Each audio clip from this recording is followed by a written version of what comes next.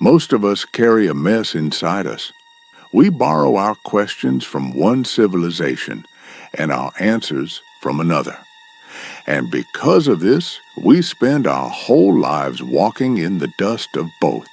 For a moment, think of ancient Greece, not the polished, perfect Greece you see on philosophy book covers, but the real one, the one with dusty courtyards, noisy markets, and celebrations that would seem indecent to our modern eyes.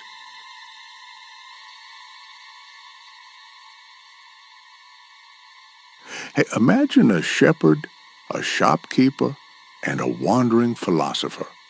And everyone stops to ask that philosopher, what does a good life even mean? Now, why were they asking a philosopher this? Had their priests died? Had the gods vanished? No, none of that happened. Their religion was intact. They weren't doubting their gods. They were doubting themselves. For the Greeks, a question wasn't a threat. It was a path. To ask meant you were alive. To debate meant you were listening, and to change your mind. They called that a spiritual victory. Now let's leave Greece and step into the world where the great Abrahamic religions were born. In Greece, truth was something you discovered. Here, truth arrived as a complete package, revealed. There, you chased truth. Here, truth descended on its own.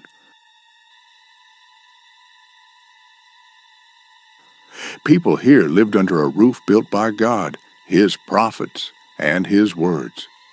So, there was no need to carve out new truths. The duty was to understand, absorb, and submit to the truths already given.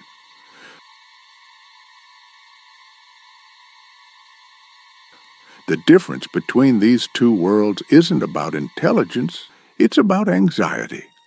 The Greeks saw their gods argue, fail, and bleed, and they thought, if the gods can do this, why can't we? But the Abrahamic world rose from deserts and wandering tribes, places where survival depended on certainty, agreement, and discipline. A caravan in a storm can't afford endless debate.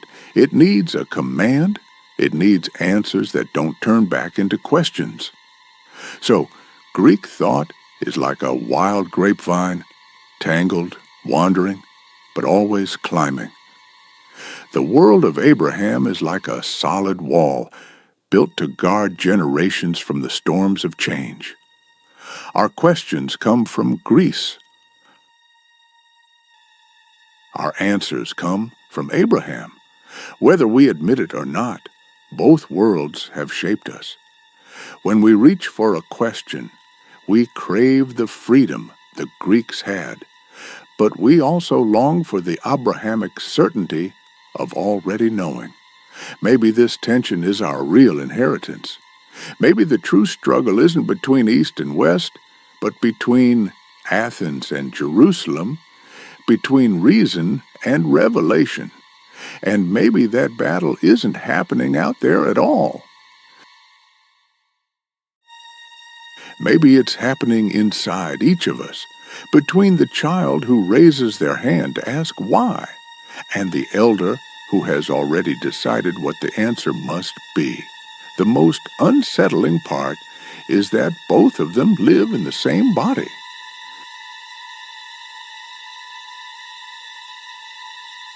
And usually, only one of them survives.